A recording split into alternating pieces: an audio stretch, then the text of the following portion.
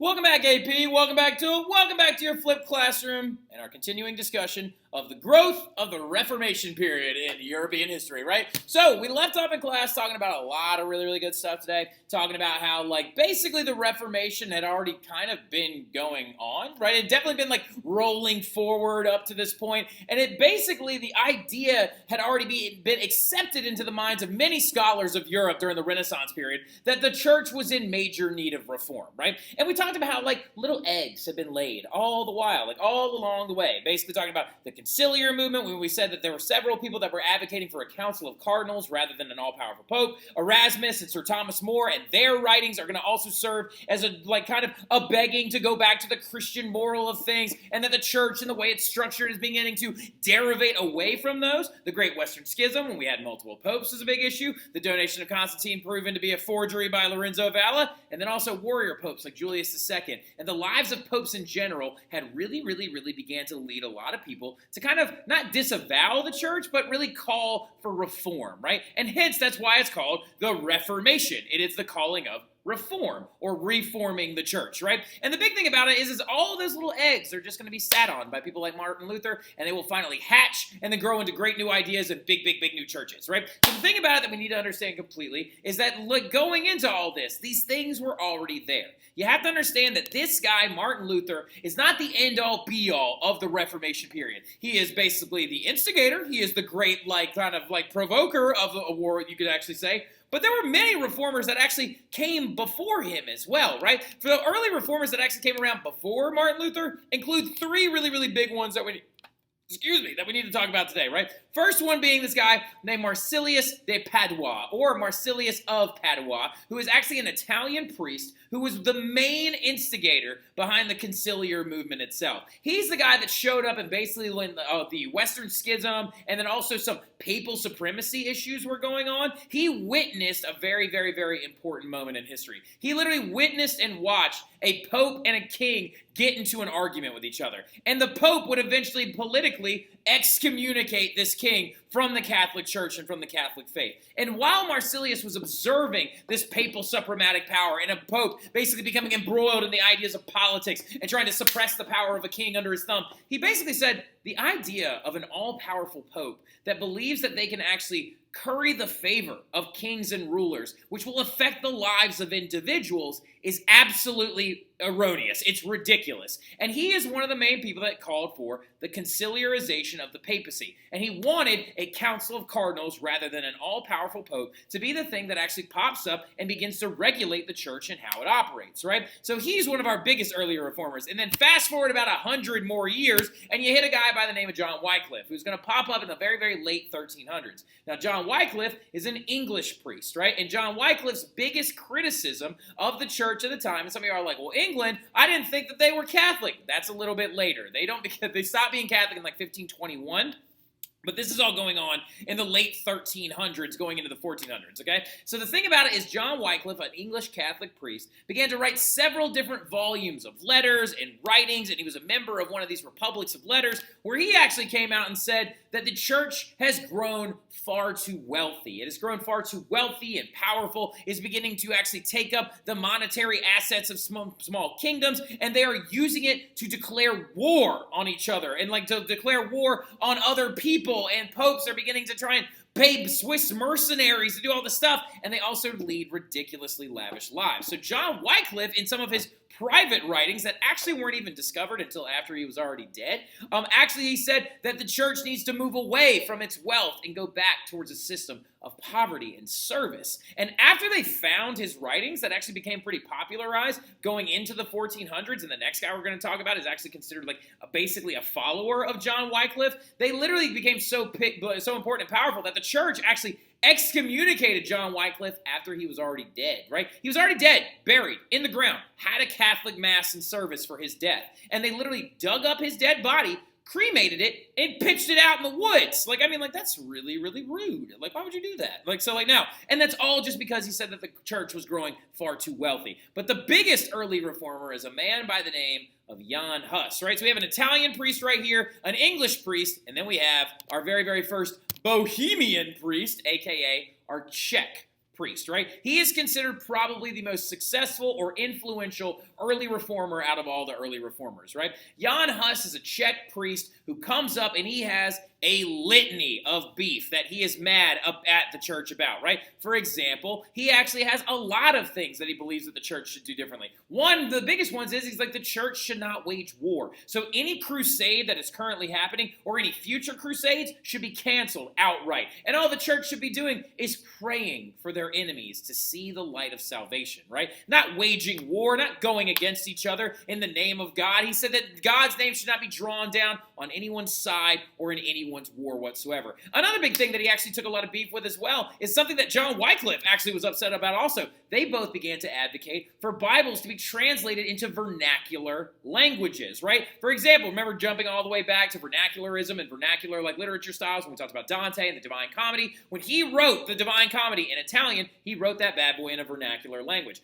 Jan Hus said that the Bible, of all books, needs to be translated into vernacular languages, right? And he actually began the process and started actually translating it from Latin into Czech, right? Now, the other big thing that ends up happening as well is he also comes down on the Mass itself. He says that the Mass should not actually be performed in a way where you only are giving communion, just bread, to the laity or to the lay people. You should be giving them bread and you should be giving them wine as the body and blood of Christ. It should not be reserved only for the priest. It should actually be reserved for everyone to take in the full communion. And that is one of his other big reforms. He also said, big hot take item, priests should be allowed to get married. That was one of the big ones, right? Jan Hus comes out and says priests should be allowed to get married, right? And then in this entire process, as he begins to advocate for all these other different things and all these other main big points that he starts going after, literally his criticism begins to actually get him swept up in the biggest like moment of clerical error ever. That's the other thing too. Jan Hus also came down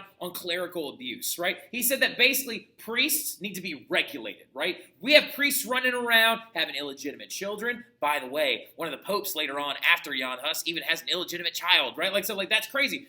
Julius II died of syphilis, right? So he was basically saying that the priests and clerics need to be regulated, and they need to be kept to the strict code of rules that they have actually been supposed to be followed, called the Benedictine rules, that we'll talk about here in about 2 seconds. But Jan Hus ends up actually coming up with all these different reforms, and he ends up getting a lot of attention, right? He advocates for Czech nationalism, and he says that Czech people should be allowed to be actually broken away, and there should be a separate kingdom of Bohemia, separate from the Holy Roman Empire, and he starts to really catch the attention of one of the many popes that were actually there at the time. So the Great Western Schism was going on during Jan Hus's existence and during his reform movements and actions. And the Pope that was actually basically politically aligned with all the kings and leaders of the Holy Roman Empire and all of the countries or kingdoms out to the east takes notice of what's happening, and apparently he's gaining followers. So something that we need to understand about Jan Hus is he is technically the first successful Protestant reformer, because the people that actually followed him and the people that actually tried to read the Czech Bible that he was actually translating, that we have a couple of copies of, which is absolutely wild.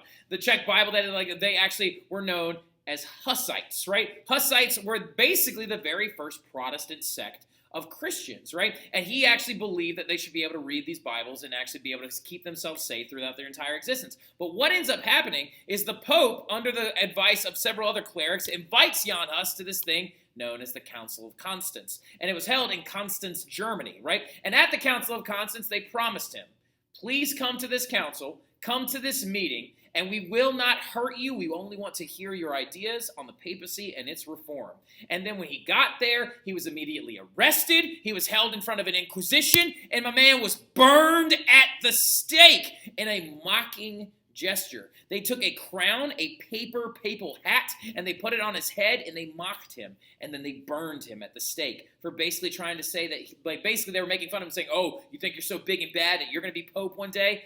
And they literally put an image of the Pope in paper on his head and burned him to death just for saying that the church needs to fix itself, right? So as you can see in general, we got several early reformers going out there. And Jan Hus actually loved John Wycliffe. He loved his writings, and he actually immediately was one of his followers. The thing about it, though, as well, if you look at the things that Jan Hus, that John Wycliffe, that all these leaders are talking about, the church violated rules that they themselves made up, right? So you understand going into it, during the early part of the Middle Ages, going into the 600s, 700s AD, there was a famous saint, I don't know specifically what year, I'll have to look it up. There was a very famous saint known as Saint Benedict, right? Who saw that the fledgling church, the early church, was in much need of rule following and codification. And he came along and came up with a set of things known as the Benedictine rules. The Benedictine rules were meant to regulate monastic life. Okay, now look, these established rules were for church officials during the 6th century BC, and most priests were trained in monasteries because all priests needed to know how to do one thing in particular: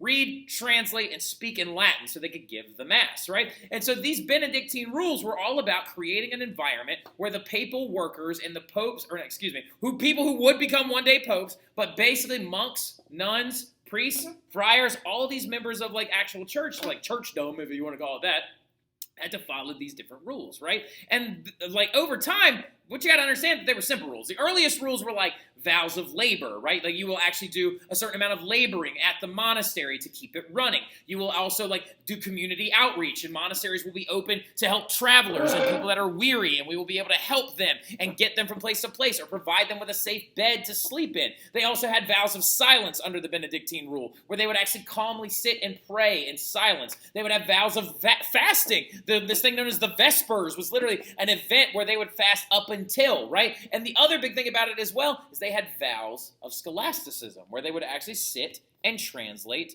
pieces of biblical text, right? Knowing how to read, write Latin was very, very important to St. Benedict, and he said that you will take it during your vows of silence, a vow of labor, of transcribing new copies of the Bible. Now, over time, though, these rules that were meant to regulate the lives of monks and nuns and things like that are going to even be added too, because it's almost like a living document. And they start adding things in the 12th and 13th century BC, including chastity, which is, of course, like solidifying the idea of papal non-marrying, and, of course, also being chaste in their faith. Poverty, this is a big one. The Benedictine rules state that monks and priests should not be out to gain money, and then also, last but not least, obedience to church leaders, right? So these rules are going to actually, ironically, be twisted by members of the church in a political fashion, because the idea of poverty is a really, really important one. Guess what type of people loved becoming priests during this time period?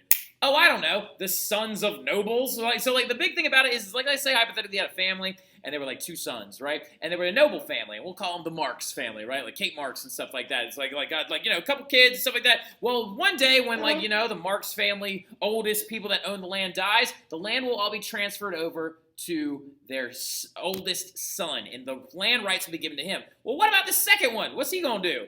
Many of them would go off and become priests, because they knew that they could lead very lavish lifestyles, not have to pay for a lot of things, and basically break the rules of the church whenever they felt like, right? So the thing about it is this developed throughout the 12th and 13th century BC, and did the church itself violate these rules? They did. They got swept up in the Renaissance and the money-making of the era, and they spent millions of dollars to paint a ceiling in a church that otherwise could have been used to help people dying of sickness, or go to help people dying of famines and things like that. There were also some really, really funny rules as well in the Benedictine rules, which I actually really like a lot. For example, according to the Benedictine rules, in the earliest ones in like the 6th century BC, all the monks had to like wear their outfit all the time so they could actually just be like ready to preach at any moment. Like, so another funny one as well is they had to sleep with a light on like all the time. They could never like sleep with the dark. Like they had to actually have a nightlight like on all the time. And I don't know about any of y'all. I feel like, like the Wilsons, your twins and stuff that I found out recently. So I guess like y'all probably have like a nightlight. You're like y'all defend each other, right? In like rotation. So the big thing about it though as well is that apparently they weren't allowed to eat cloven hoofed animals. They had to eat only things that didn't have cloven hooves, like no cow, no red meat, no deer and stuff like that.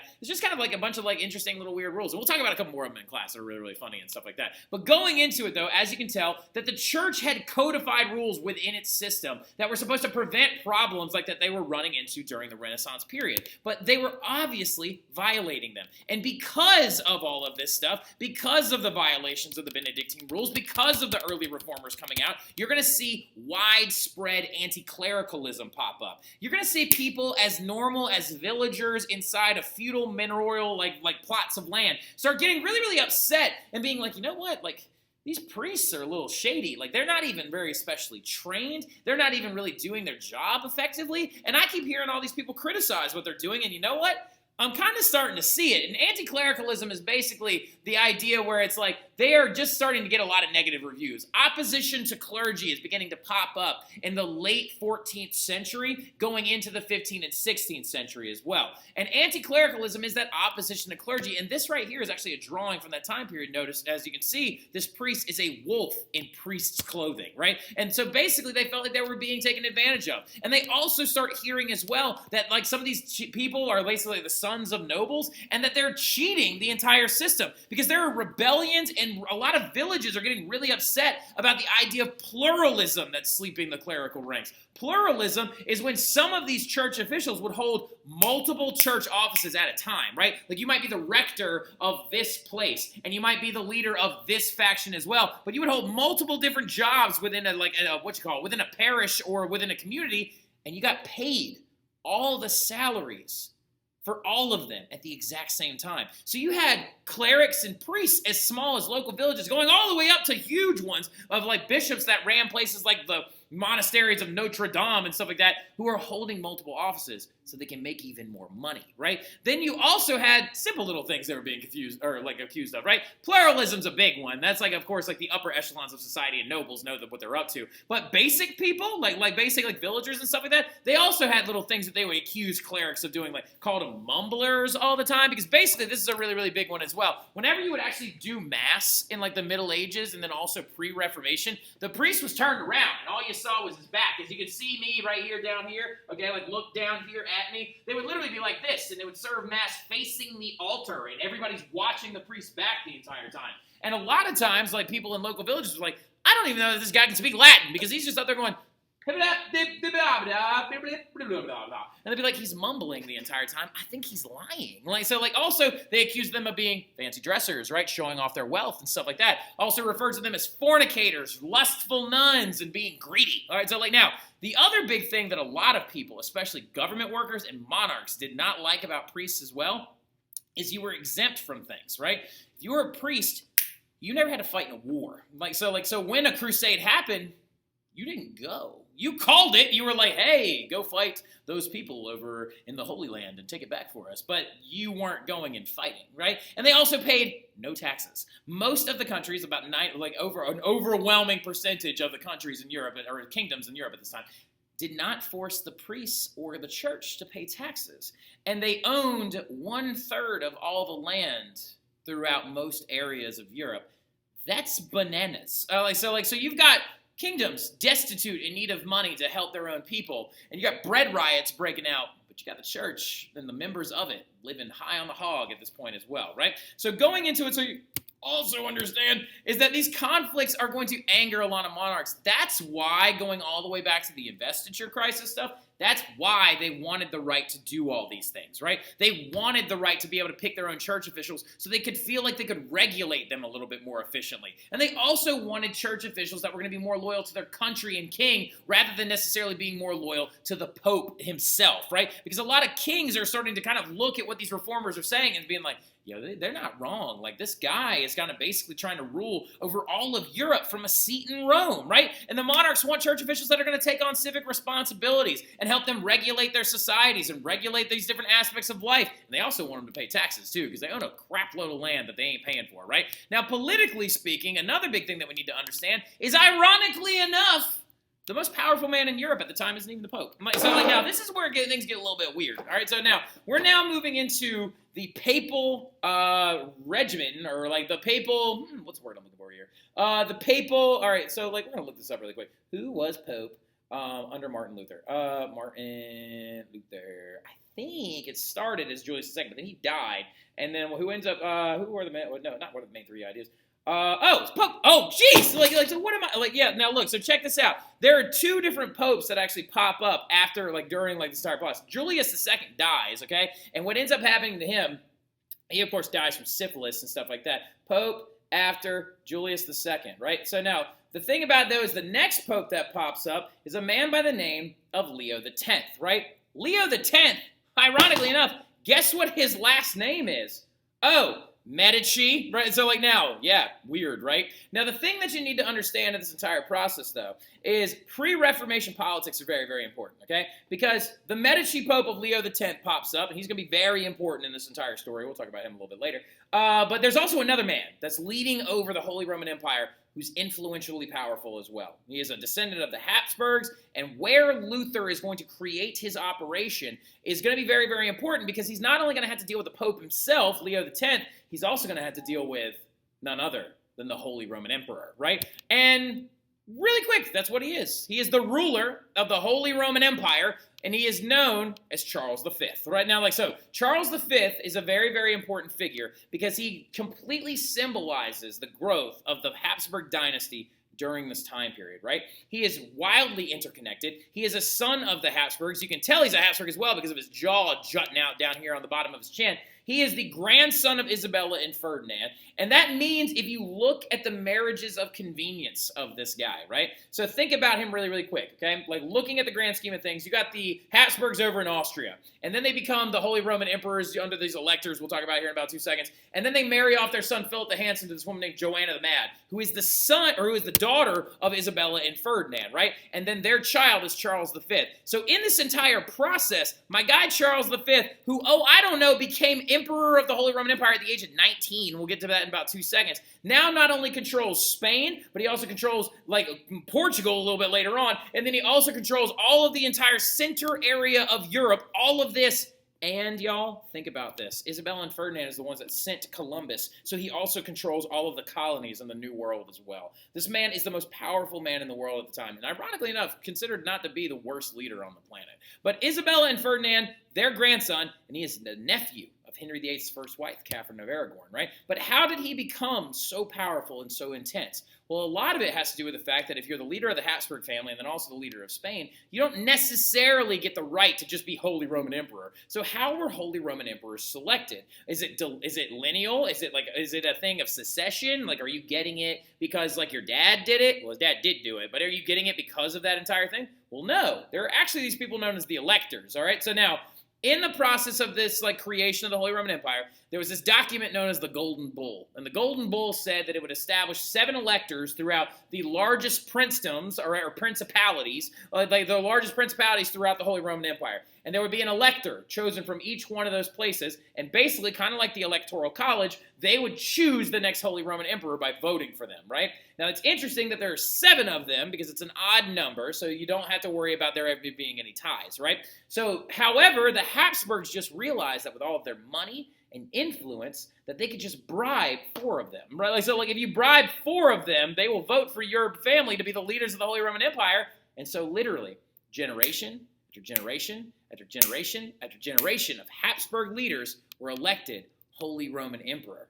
And this man, Charles V, was chosen by the electors via bribes at the age of 19 years old. And he will be the Holy Roman Emperor that Martin Luther basically spat in the face of when he created his reformative movement, right? Now, going into it, though, as well, enter Luther, who's going to shake up a lot of this stuff because his complaints against the church are the fuse that lights the match that explodes the Reformation into the chaos that it would one day be and take over the most of Europe's political scene. But that right there is where we're going to cut it off, and I'll see y'all soon.